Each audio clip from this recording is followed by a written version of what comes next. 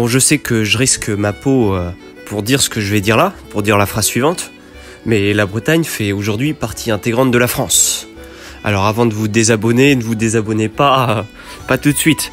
Ne vous désabonnez pas ou discutons en commentaire. Mais reprenons les faits depuis le début. Alors elle a officiellement rejoint le Royaume de France en 1547, après avoir été indépendante pendant environ 600 ans. Mais étant donné que le voisin de la Bretagne était à ce moment-là beaucoup plus puissant et partageait sa seule frontière terrestre avec la France, comment la Bretagne a réussi à tenir le coup aussi longtemps? Et pourquoi la France n'a-t-elle pas pris la Bretagne des siècles plus tôt? Monteur vidéo, si tu t'es pas endormi trop tôt, envoie-moi un petit générique représentatif de la Bretagne avec tous ces clichés.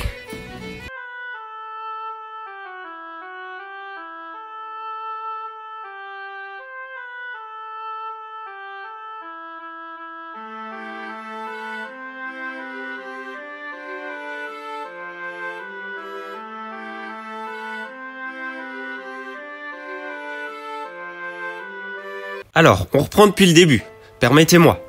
Alors au milieu du 8e siècle, la Bretagne était divisée en de nombreux petits États.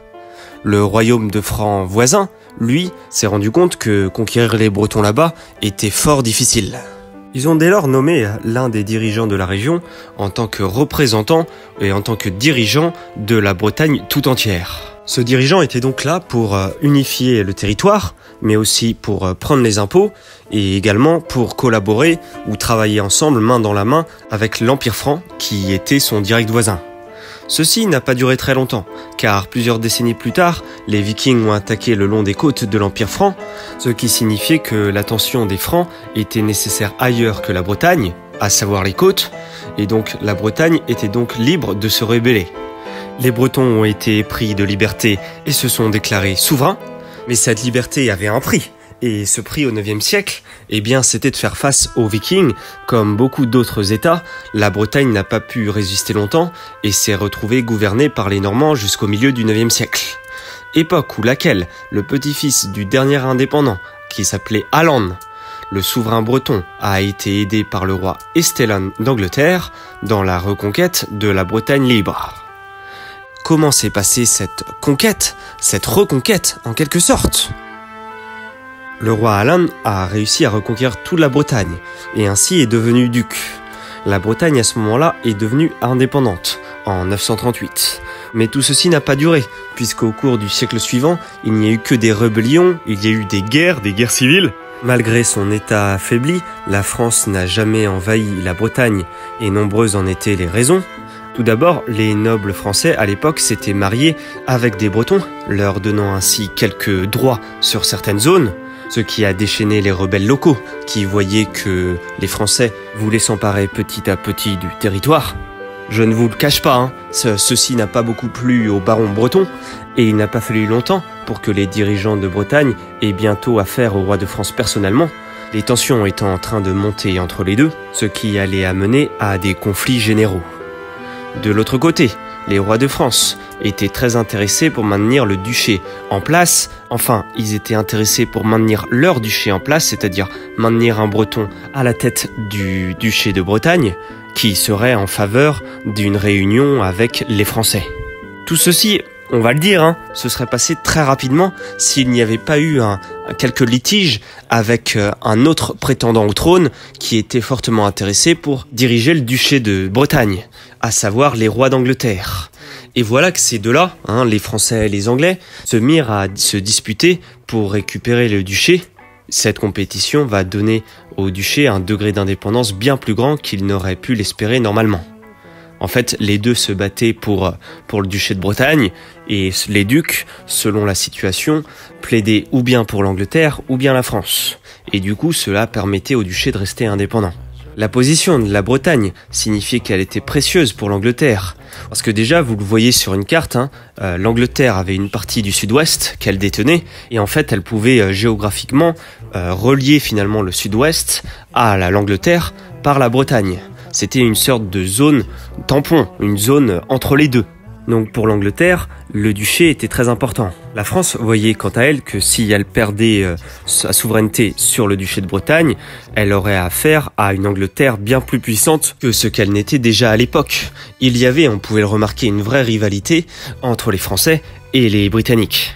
Bon, cette rivalité, vous le savez, elle va se terminer en guerre. Elle va se terminer en guerre de 100 ans et l'Angleterre va la perdre. L'Angleterre, ayant fui le territoire continental, se retrouve sur les îles. C'est à ce moment-là, on peut se dire, à la fin de la guerre de 100 ans, que la France va pouvoir récupérer directement le duché de Bretagne. Mais ce n'est pas encore l'occasion. Et la raison est simple. La France est en fait tout simplement épuisée de la guerre de 100 ans, et la France craint encore les puissances concurrentes qui lui font face autour d'elle. Notamment, la grande puissance du Saint-Empire romain germanique serait prête à rentrer en guerre contre le royaume franc. Il faut donc, à cela, ne pas se diriger tout de suite vers l'ouest, mais rebâtir son armée. Les Espagnols, également au sud, auraient pu mettre la France au porte-à-faux, mais celle-ci a habilement joué pour placer des traités avec elle, notamment dans les montagnes, et éviter quelques conflits que ce soit.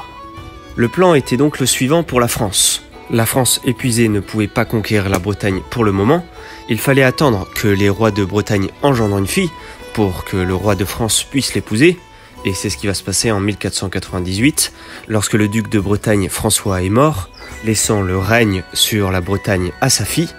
La duchesse Anne de Bretagne, pour protéger son duché, avait convenu qu'elle devait épouser l'héritier du Saint-Empire romain germanique, Maximilien von Habsbourg. Cela ne pouvait pas se faire en personne, car voyager comportait des risques, et donc cela se fit à distance. Cela a agacé le roi de France Charles VII, parce qu'il ne voulait pas que la Bretagne soit gouvernée par son rival d'à côté. Les Français ont demandé poliment l'annulation du mariage entre Maximilien et Anne de Bretagne. Alors quand je dis poliment, ça veut dire que les Français ont envahi la Bretagne en fait. C'était compliqué. C'était plutôt la guerre en fait. Après avoir vaincu les Bretons, il y eut un mariage entre la duchesse de Bretagne et le roi de France. Le mariage a eu lieu à Paris. Cependant, ce mariage n'avait pas d'héritier. Et lorsque Charles VII est mort, Anne de Bretagne n'avait toujours pas d'héritier. Elle est donc retournée en Bretagne, mais ceci fut de courte durée, puisque son successeur, le roi Louis XII, a de nouveau montré des arguments conséquents afin de rétablir la Bretagne au sein du royaume franc. La Bretagne gardera tout de même des droits symboliques jusqu'à l'arrivée d'Henri IV, où le titre de roi de France et de duc de Bretagne va être aboli, dans les terres qui ont ensuite été simplement gouvernées par le roi de France, mettant ainsi fin à une séquence de 600 ans d'indépendance de la Bretagne, qui aujourd'hui garde des désirs pour certains d'indépendance, ou du moins d'autonomie. J'espère que cette vidéo vous aura plu.